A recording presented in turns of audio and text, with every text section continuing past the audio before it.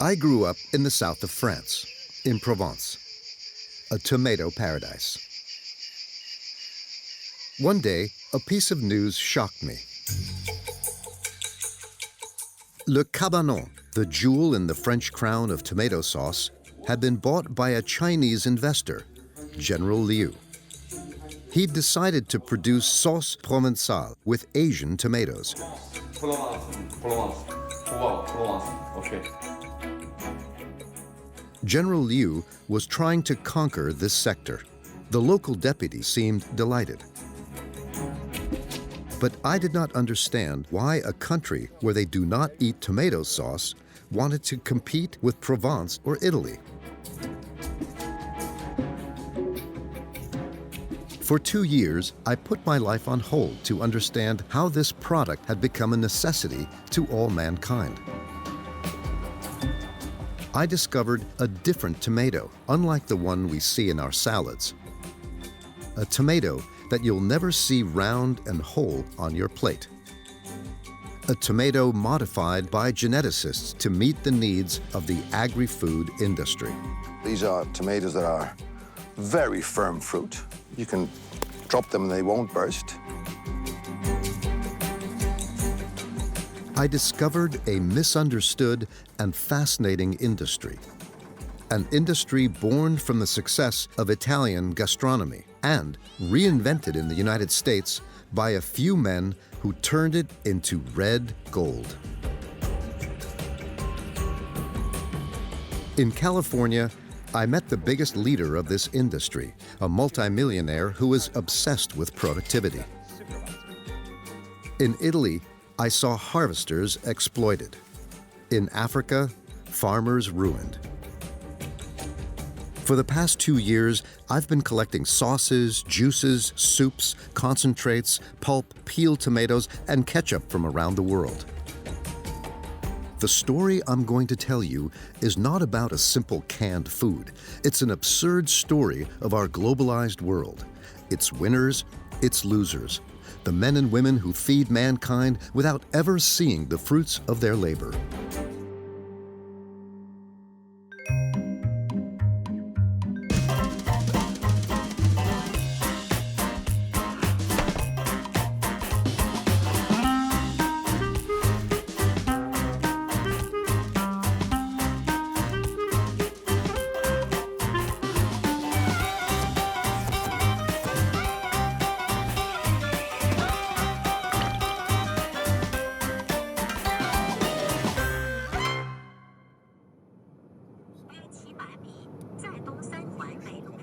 To discover how the Chinese produce their tomatoes, I needed to make a very long journey.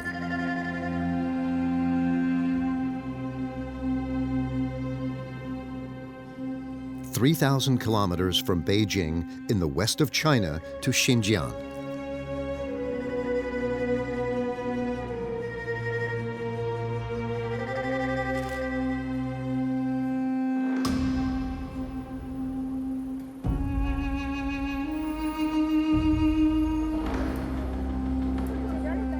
Long inaccessible to foreigners and under military control, the region was annexed by China in 1949.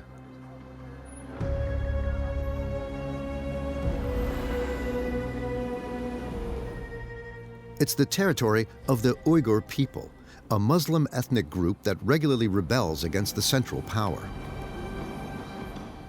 Uyghurs are now a minority in Xinjiang.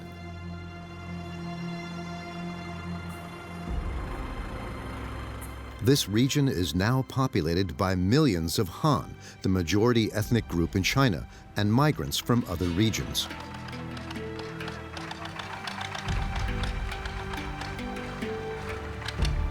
And this is all at the initiative of Beijing.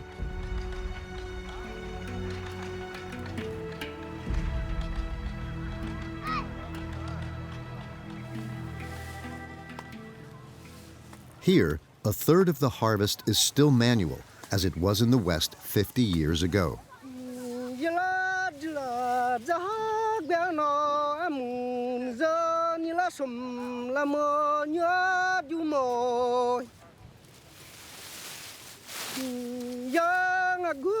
猪啊鸡啊小子么，呀因此头子个就是呀就么。唱歌，就是像我们老家，像我的爸爸妈妈，我们两口子在外面打工，我们老家最偏的地方就是不好产粮。Lamo Jise and his wife come from the distant region of Sichuan, 3,000 kilometers from here. Paid for what they pick, they earn 0.01 euro per kilo. 1.2块了。我们以前呢，干了我们两口子，干了170点，160点，干。一天平均，我们两口子一天干了，一天嘛400块钱，一天嘛300多，一天嘛200多，几乎是一件肉不一样，两块地不一样。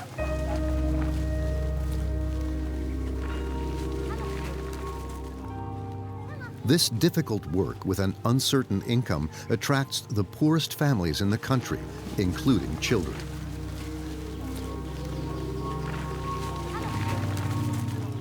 因为他看见有的小孩会帮他爸妈干活。讲我们汉族人来说，这是一种不道德、不规范。在我们汉族人来说哈，我按他那个名出来，他也得是没办法。有些像他们来的真的是大山里面的，现在中国不过也在逐步的改变。Minimal labor costs. Destitute families paid for their labor. I understood better why the Chinese tomato was replacing the Provençal tomato, and the Chinese workers replacing those in Europe.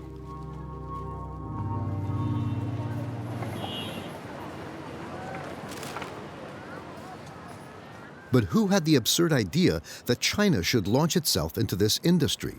China is one of the few countries where they do not eat tomato sauce. That is the whole paradox. I searched for a reason in the Chinese capital, Beijing. In a neighborhood that is reserved for the rich, I found the main player in the Chinese tomato industry. This is the first time he has agreed to be interviewed in front of a foreign camera. Liu Yi, also known as General Liu, a former leader of the Bingtuan.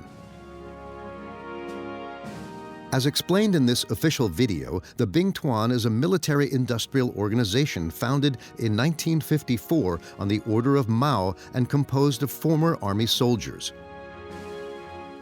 Its mission is to populate, control, and develop the region of Xinjiang to avoid any rebellion of the Uyghur people.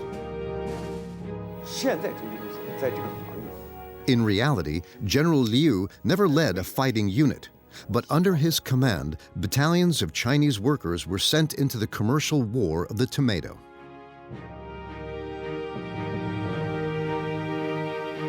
那么中级公司进来以后啊，进入以后，第一个我就感觉到一点啥，就是我在对全世界这番茄行业进行一个调研以后，我就提出一个口号，什么口号呢？就是中国的番茄酱要成为世界番茄酱的一个重要的生产基地。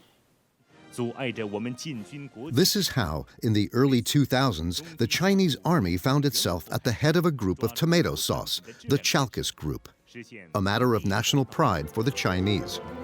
它是一股来自中国西部的红色旋风，它引领着数十万兵团职工走向富裕，它承载着兵团农业产业化跨越式发展的光荣和梦想。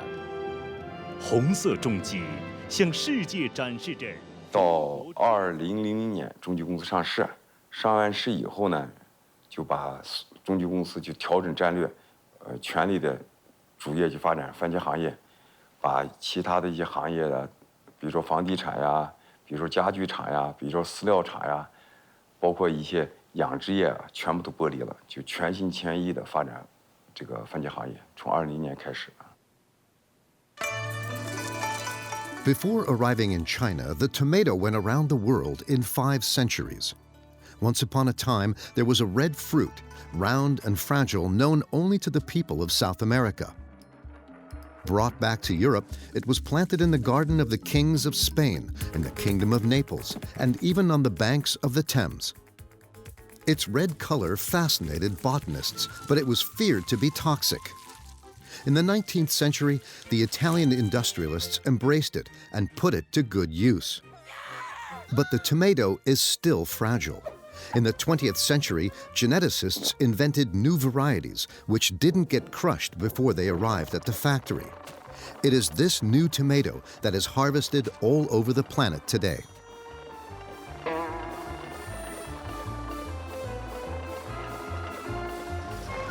From the fields, I followed the tomato trucks to the factories. Today, China has become world number 2 in the red gold industry, with the Kofco Tunhe Group, a state-owned company, an agri-food giant. The director's assistant at one of the largest factories in the country takes me on a tour. Every day, 5,000 tons of fresh tomatoes are delivered here. Unloaded with jets of water, they are sent into the depths of the factory.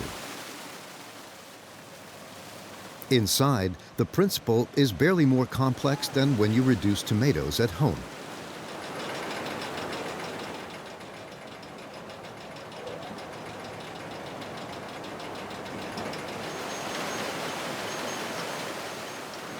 番茄酱的加工呢，相对它是一个物理的过程，它主要是要把里面的皮和籽去掉，得到我们需要的果肉和果汁，通过蒸发浓缩的方式，把里面的水分提取掉。 In these vats, the tomatoes are sterilized and transformed into concentrate, the red gold of this industry. It takes 6 kilos of tomatoes to make 1 kilo of this paste. I now understand where my favorite sauce comes from. In 20 years, China has become a superpower of the tomato industry. Thousands of tons of concentrate are packaged for export in these large blue barrels. 我们这些番茄酱灌装出来之后呢，会销往世界各地。目前呢，有记录的就是130多个国家和地区，有欧洲的，比方说荷兰、英国、俄罗斯。那么亚洲这边有日本、马来西亚、印度尼西亚，那么还有像澳大利亚，这些国家都是在全球范围内进行流通的这样一个商品。 These barrels of concentrate are like barrels of crude oil. Shipped around the world, they will then be refined by a multitude of brands.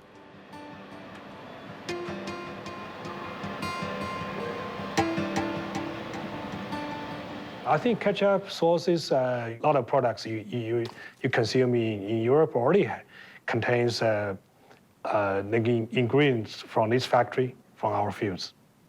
We are selling a lot of to UK, to Germany, East Europe for sure. We are trusted by all the big international names, Heinz, Unilever, McCormick, Nestle, etc. So all these big names, they buy from us tomato paste. It's slow. So slow. The biggest buyer of tomatoes in the world. You all know it, it's Heinz. This multinational is the first to have made the tomato a multi-billion-dollar industry. Every year, Heinz sells 650 million bottles of ketchup in more than 140 countries.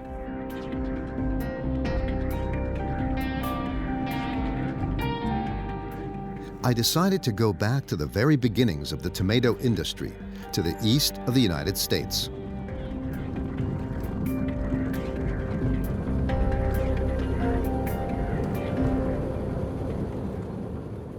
According to legend, it was in this modest 2-story house that the entrepreneur Henry John Heinz laid the foundations of his empire. A touching story of a billionaire who started out with nothing, just how they liked them in the United States. And that's worth a little photo souvenir.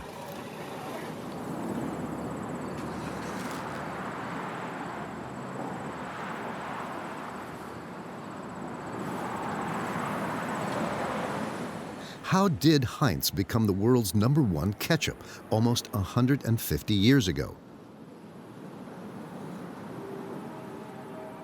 What you're going to discover is not written in history textbooks.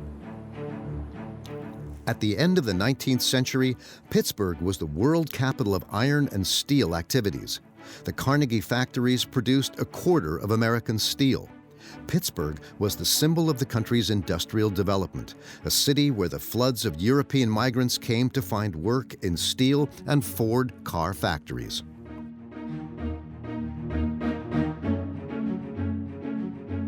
But it was Heinz that revolutionized mass production.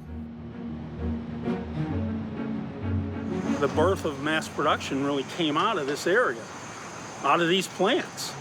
Heinz clearly was using the assembly line technique before Henry Ford. Henry Ford really, it evolved, but Henry Ford's first really production line was around 1915. Heinz was using assembly line process here in 1890s. They were a little different. Like I said, he used a lot of gravity feed systems to make it automated. He used the automated welding for his cans on a line, way ahead of when Ford was welding his cars. So yeah, a lot of his techniques, he was very into technology. Heinz was a pioneer in technology. Contrary to popular belief, the bottle of ketchup preceded the car on the assembly line. Henry John Heinz was the first to make ketchup a consumer product. His slogan, "The world is our field."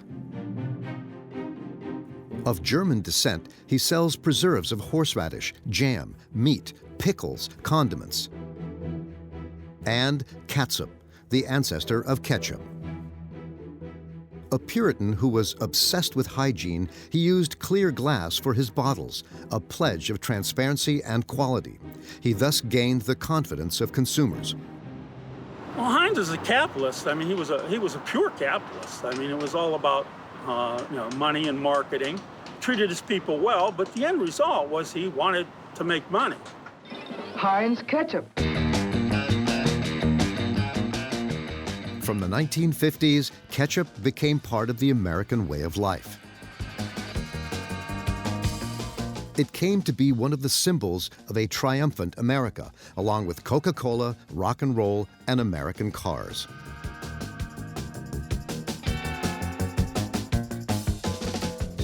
The American dream of a society of prosperity and abundance is realized through mass consumption.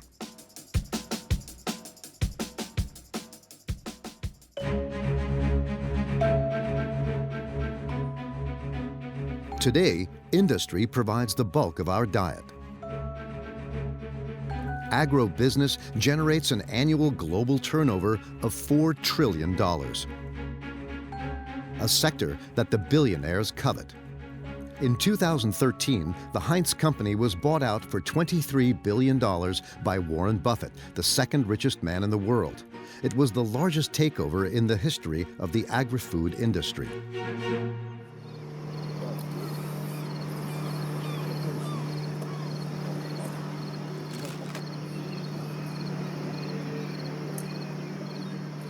The arrival of the billionaire was not good news for the employees. C'est la fin d'une époque à Leamington. Après plus de 100 ans, Heinz a vendu son usine sud-ontarienne et des centaines d'employés vivaient aujourd'hui leur dernière journée de travail. Cette entreprise, beaucoup d'entre eux d'ailleurs, se retrouvent maintenant sans emploi. I found workers that Heinz brutally fired, the price of adjusting to capitalism. In this city, with a population of 28,000, nearly 1,000 employees lost their jobs when the ketchup giant decided to close its largest plant in North America. A year later, half of them are still unemployed. That's the 20-year service award that you got at Heinz. Yes, they gave me the 20-year award there. It's very nice. I was very proud of it. I'd have got that if I stayed there, but they closed down. Yeah. And what's that plaque? I was the Employee of the Year 2 years in a row.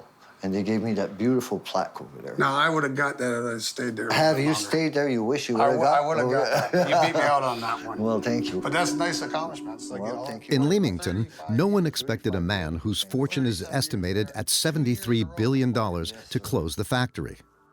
A couple of things I've always heard was Heinz will never close down. People eat, people need food. And there'll never be a tornado here. 2010, there was a tornado. In 2014, Heinz closed down. So it just goes to show you that never say never, because things happen like that.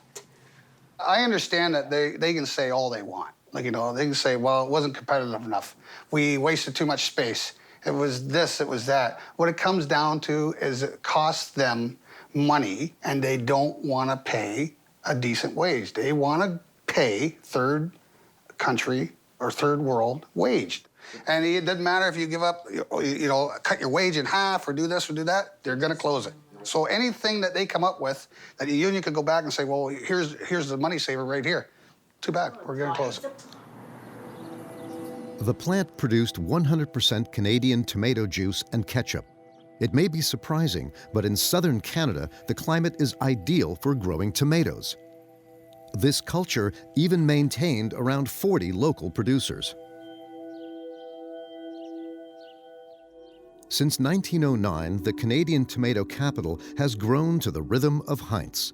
The families of the city provided labor for 4 generations.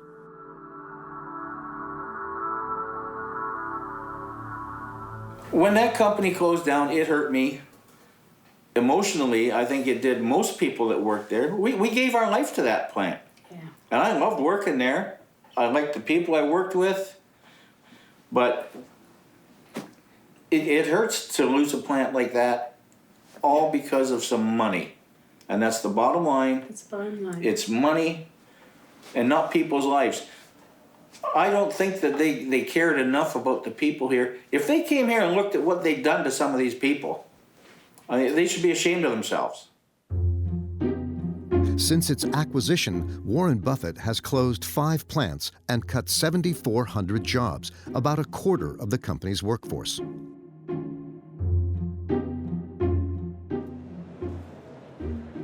If factories are closing all over the world, many more are opening in China.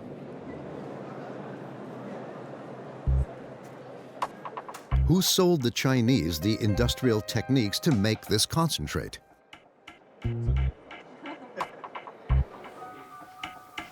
I asked General Yu. 好，关掉了，没事。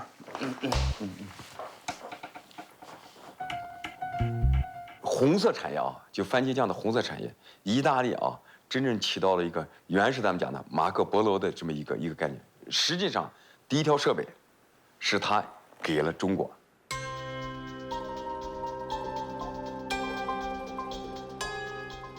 The Marco Polo of the tomato industry is Armando Gandolfi.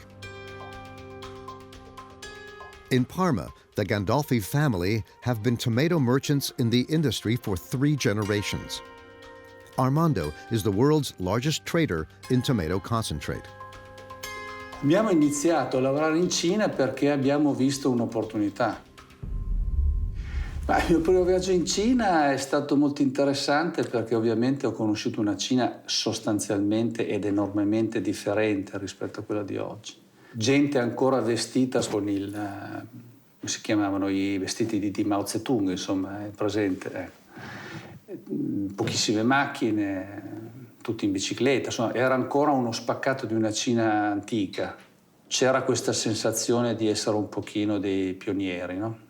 是意大利帕尔马地区的设备商们过来帮着中国开始种植，种植完了以后怎么加工、技术的传递，包括培训，都是意大利人干的啊，别不干。Dozens of factories paid for by the Chinese with a barter system. Io ti do le macchine per fare la produzione Tu fai la produzione e quando hai fatto la produzione me la dai perché io la possa vendere e prendermi i soldi delle macchine che ti ho dato. Questo era un sistema usato in passato e so che è stato usato.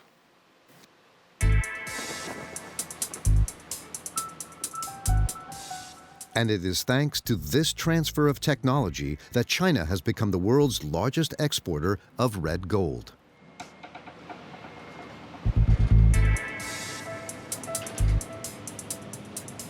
In these barrels, nearly 1 million tons of concentrate leave the port of Tianjin each year. The main destination takes a crossing of several weeks to Italy.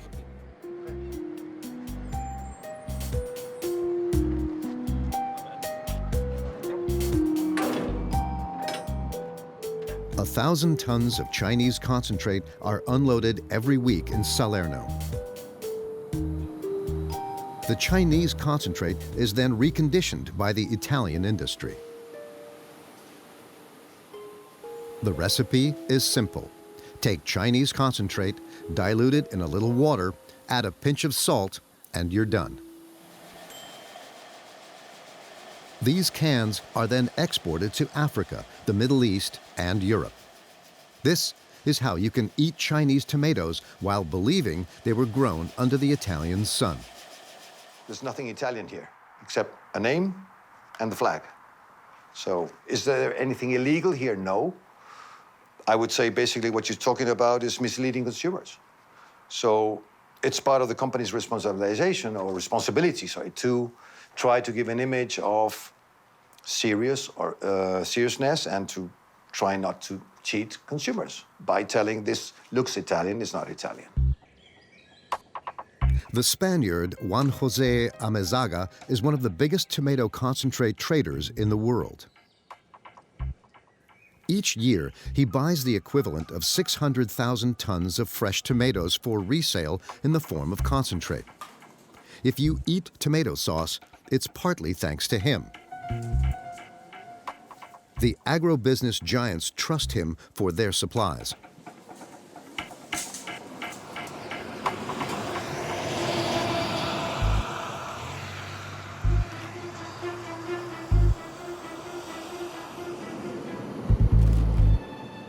In the tomato industry, a trader does not just stay in the trading rooms. Juan José Amezaga travels the planet to select the most beautiful harvests. If the Italians are supplied by China, he prefers California. Today, tomato is a red gold, today. California has been growing tomatoes for many, many years and growing steadily the acreage as consumption increased.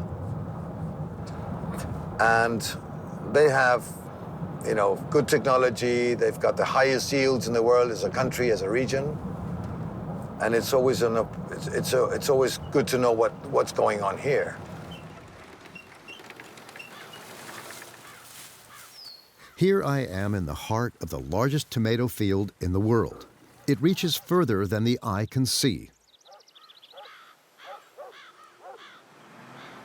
This is like a tomato version of Silicon Valley. California produces a third of all the tomato sauce consumed in the world. In these fields, none of the fruit is picked by hand. Machines are used for the entire harvest. Yet, up until the 1960s, large landowners relied on Mexican manual workers known as braceros.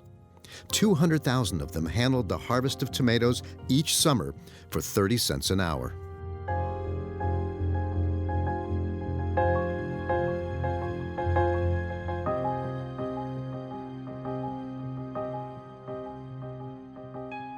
At that time, Cesar Chavez, an agricultural worker and a charismatic leader, worked with his union to demand better working conditions.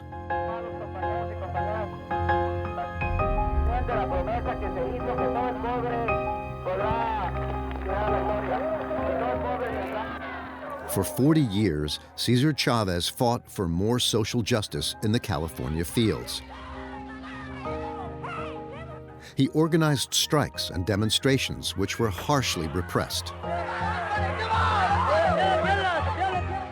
His rallying cry, "Si se puede," was echoed by Barack Obama during his 2008 campaign with his famous, "Yes, we can." Cesar Chavez passed away in 1993. He was considered an icon of American civil rights. His former private secretary, Mark Grossman, told me this story. I think of some words that Cesar Chavez spoke in the late 1970s when he said, "Capital and labor together produce the fruit of the land, but what really counts is labor. The human beings who sacrifice their youth, numb their spirits, and torture their bodies to produce the greatest agricultural wealth the world has ever known. And yet these same men, women, and children too often do not have enough food to feed themselves." He called that one of the tragic ironies of our time. In 1964, Cesar Chavez succeeded in persuading the government to end the bracero program. Landowners could no longer exploit this cheap labor force. Rather than raising wages, the owners decided to mechanize the harvest to increase their profits.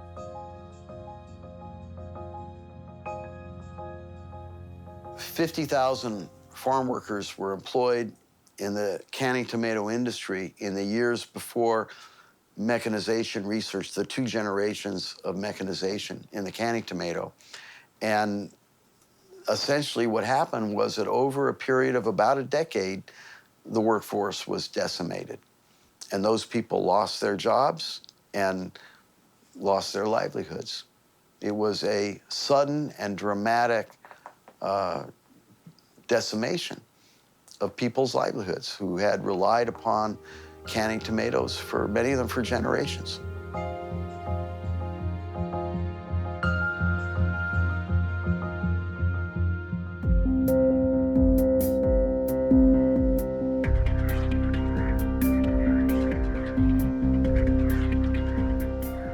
Here is one of the industrialists who prefers machines to workers, Chris Rufer. This Steve Jobs of the tomato industry is the boss of Morning Star, the world #1 in the industry. It alone produces almost as much as China. This entrepreneur methodically applies his libertarian ideas, a mixture of anarchism and ultra-liberalism. Here, every movement is timed, starting with those hundreds of trucks. Each day, they offload 20,000 tons of fresh tomatoes.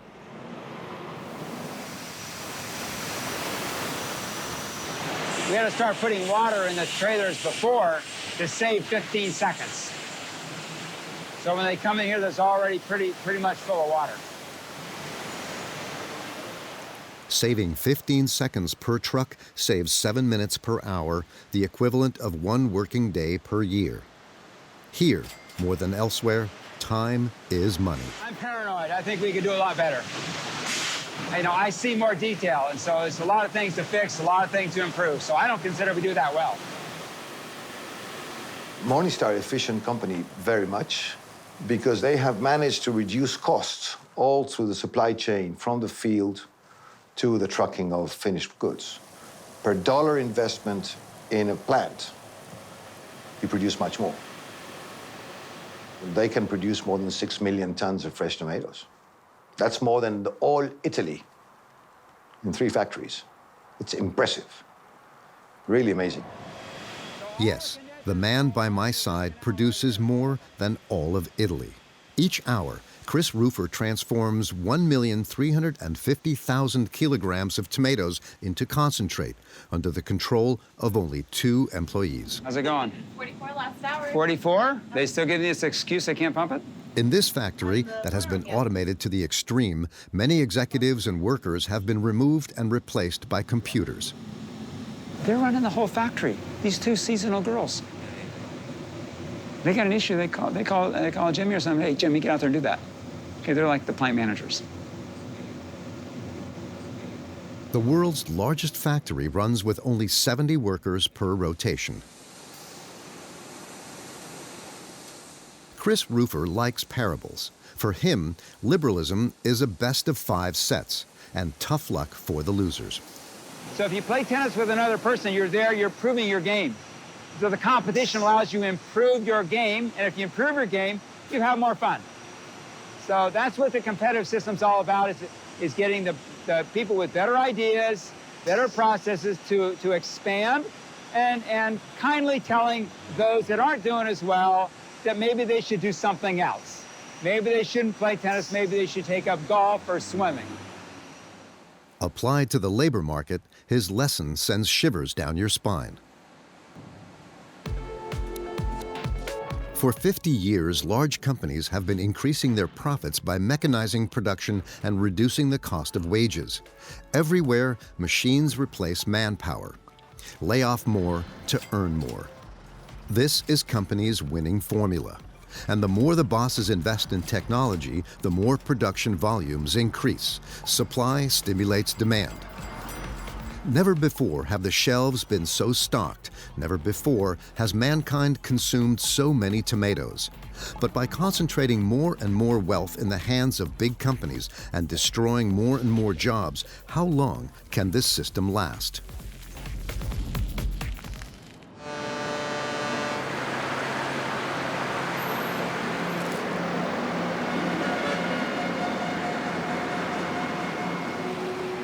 Today, 3 great powers of the tomato industry are in fierce competition: the United States, Italy, and China. In the war of red gold, there are no rules. Even the least ethical moves are permitted. This is what I discovered here at Jin2D, one of the biggest Chinese exporters of tomato-based products.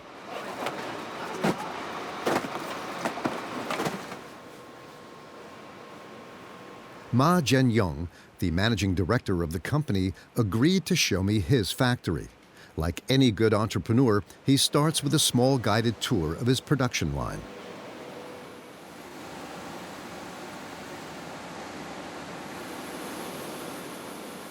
Until now, everything seems normal.1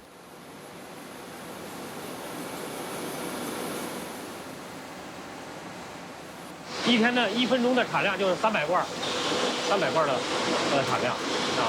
但1天下来呢，就要1台设备，灌装封口机1台，就应该达到2个集装箱。The first surprise was waiting for me in the warehouses. Gina, does that not remind you of anything? This is Gino's Chinese cousin, that famous brand created in Italy and which actually contains Chinese concentrate. To compete with their former partners who hid Chinese concentrate in Italian cans, the Chinese camouflaged their tomatoes in cans that are the colors of Italy. In the end, everybody is eating Chinese. 我们公司的主要产品的市场啊，在这个中东地区和非洲。 欧洲啊，也有一部分国家，例如，德国，瑞典。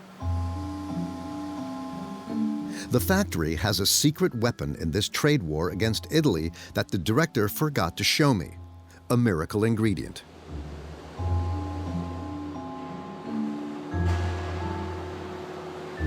A white substance is added to the tomato sauce in large quantities. This substance does not appear on the label.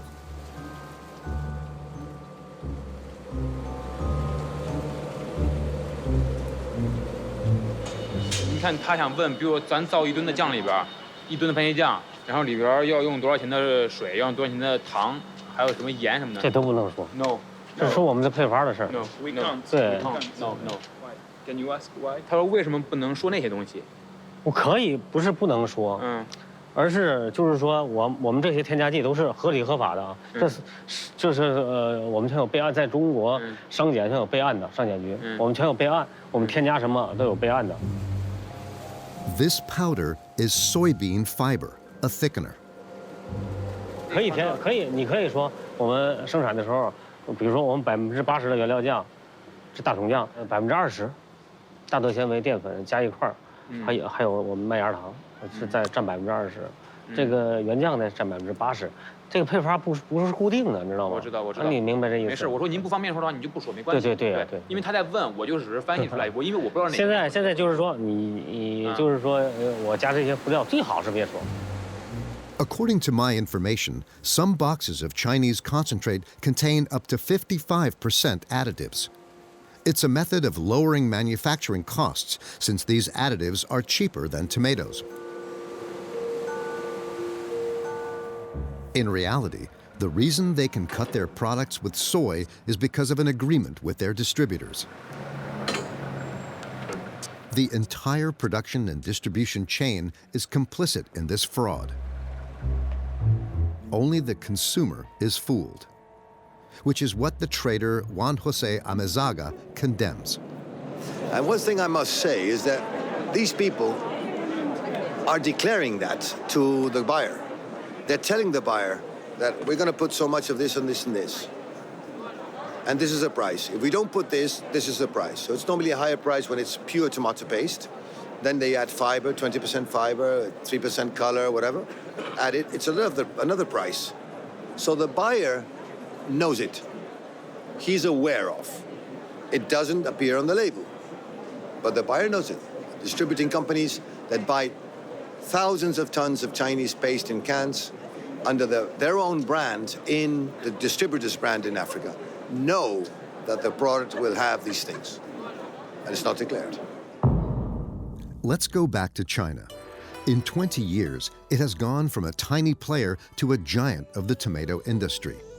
Initially, the Chinese didn't care at all about tomato sauce. But with their legendary charm, the Italians exchanged factories for 5 years of tomato concentrate. Mamma mia, che bella pomodoro cinese tomato. What a beautiful Chinese tomato. A bargain for Italy that turned Chinese production into a sauce that was made in Italy without anybody noticing. But since then, the Chinese decided to take on the Italians with sauces made in China. The battlefield for this duel of red gold? Africa, where they consume the most concentrate per capita.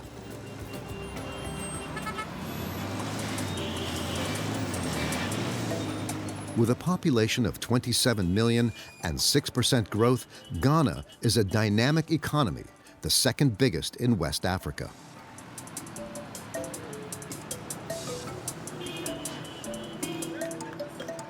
Ta-da! Hi! Don't worry, Mama. Tasty Tom will... Globalization is changing eating habits. Absolutely delicious.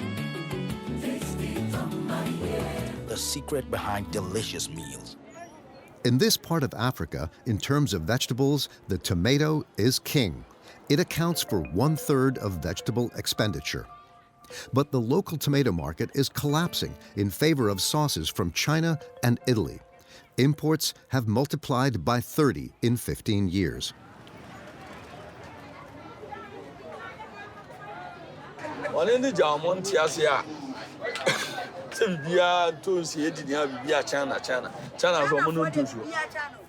The conquerors of this new market? I visit them 12,000 kilometers from Beijing in their secure residence. Guess who I find there? General Yu and his son, Quinton. The general has been there for 2 months because he sniffed out a good opportunity. West Africa is the region which has the fastest growing consumption of tomatoes. And his presence is part of a policy that is promoted at the highest state levels in China. 因为中国现在习主席在讲一路一带啊，讲丝绸之路，实际上是呢，新疆是丝绸之路的源头啊，加纳是一个就发源地、起点，一个是源头啊，刚好是我们国家的政策和现在这个大的发展趋势是相吻合的。以后肯定番茄的这个超级强国，加工业的超级强国，包括全球超级强国，肯定是中国啊，这是肯定的。This confident talk also reflects a reality.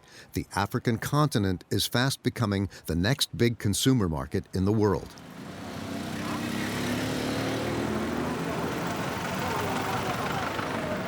In this market that you saw, there's hundreds of shops that sells tomato paste here. And the brands, there are 50 brands at least in the market. It's 90% Chinese factories who produce because they have invested so much into the machineries and they need a way out to do it. So they will produce for anybody, whether it's OEM, whether it's for their own brand, that they can sell in the African market. So in terms of that, the Chinese producers need to find a way to digest their own excess surplus. The wheels of the economy keep on turning. In Ghana, I arrived during a major economic change. China is relocating part of its production to benefit from cheaper labor. On production lines imported from their country, the Lius manufacture their finished products from Chinese concentrate. 他们赚得多，我不是说，你可以这样子，你可以教他怎么去干，但是你不能帮他去干，你懂我意思吧？你教他怎么去干，但是你不能去干。唯一教他去干，唯一我们自己干的，是他妈的配料，那是我们自己搞的，其他地方全都不行。 Ghanaian workers are paid 4 times less than Chinese workers, 100 euros per month. This year in China, as you know, the global economy is not that well. You see a lot of factories shutting down, moving to Southeast Asia, moving to Vietnam, moving to Indonesia, Malaysia, those areas. And you will see, especially in the tomato paste business, that you see a lot of factories moving to African countries. And I'm glad to say we're one of the first who took this step to establish our presence more closer to the market rather than 10,000 miles away. By purchasing canned Chinese tomatoes rather than fresh tomatoes from his own country, the consumer weakens local producers a little more. Since independence, thousands of Ghanaian farmers have been growing tomatoes, an activity that offered a future to entire families. Their tomatoes were processed in factories in the public sector, and the canned goods were sold in the markets, a sector protected by customs barriers to the delight of the farmers. But under pressure from international financial institutions, free trade has become the rule and imports have overwhelmed the country, which has been disastrous for farmers, and the local factory had to close. So, since nobody buys their tomatoes and the state does not help them, some of them try their luck in Europe. In Italy, ironically, they pick tomatoes.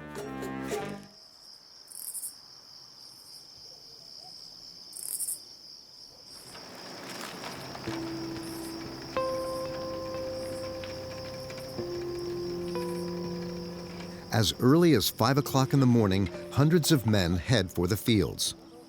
Coming from Africa via the Mediterranean, their journey ended here.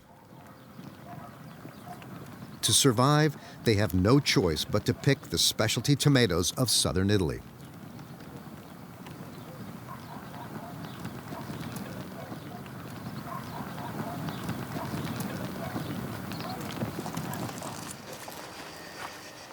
In 2011, Musa Siliman and Mohammed Suleiman traveled 3,500 kilometers in search of a better life than the one they had in Sudan. For several years, they've been living in hardship. Sono partito di Libia come gli altri migranti che sono sbarcato prima volta in Sicilia e ho trovato un problema sempre del lavoro. Solo facciamo quel lavoro sotto il padrone, sotto il datore di lavoro, quella senza legalità, senza contratto, sempre lavoro nero. In Puglia, 30,000 migrants work on the harvest on hundreds of plots that are too small to be done mechanically.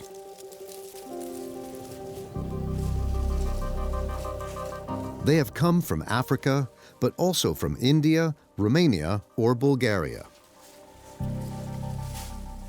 They're paid an average of 20 euros for 10 to 12 hours of work under a blazing sun. Anche quando mi entra in un supermercato che mi riguarda una bottiglia di pomodori, la persona che comprano una scatola o una bottiglia di pomodori non sapevano già che dentro quella bottiglia c'è una storia di schiavitù, ci sono persone che sono morti dentro il cambio di raccolta.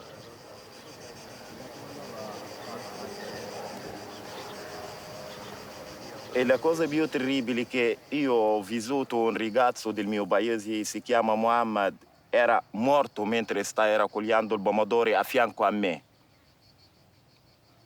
A fianco a me una persona che sta raccogliendo il pomodoro e ci sono gradi 40, senza acqua, molto sforzo. Appena urlano, gridano ragazzi, uno è caduto a terra, appena mi ha alzato la testa a me ho visto Muhammad caduto a terra. Appena che ho vicinato a lui ho ascoltato gli altri che dicono lui è già morto, non possiamo fare un altro.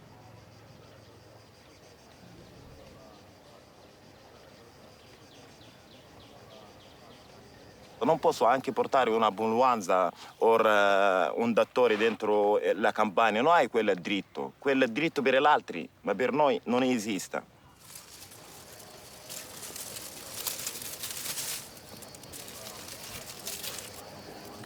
E l'oro rosso diventa un incubo per noi, perché ci sono i padroni che affittano sulla sangue degli altri. Ma secondo me anche il mercato internazionale dei pomodori in tutto il mondo e l'impresa agricola e i padroni che gestiscono quella retta e lo Stato, tutti avevano la colpa che ti lasciano quella gente che lavora senza diritto, come schiavi, senza diritto umano. Today, he works for a cooperative, Frutta Zero, Exploitation Zero, which produces organic and fair trade sauces especially for the German market.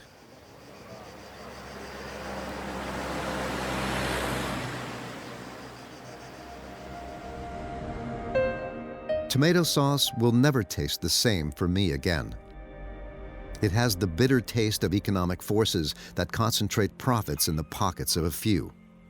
It has the smell of liberalism, which has established itself from one continent to the next, and the color of migrants' blood from all over the world. Every year, world demand grows by 3%, and it will grow even faster when the Chinese start to eat tomato sauce. This prospect pleases the visionary General Liu. 我相信再有5-6年时间，新一代的吃的麦当劳长大的这些孩子们，包括中国生活水平、生活节奏的加快，最终的番茄产品一定会进来，但这个东西一定要是，所以说这个你按最落后的讲，你像韩国、日本，平均下来每个人都是8-9公斤，你像德国都10几公斤，美国都是7-8公斤。你要少中国要是7-8公斤的这个番茄制品的销售量，那中国13亿人多少？你想想啊，几百万吨啊！所以说这个行业，我觉得以后的发展空间应该很大很大。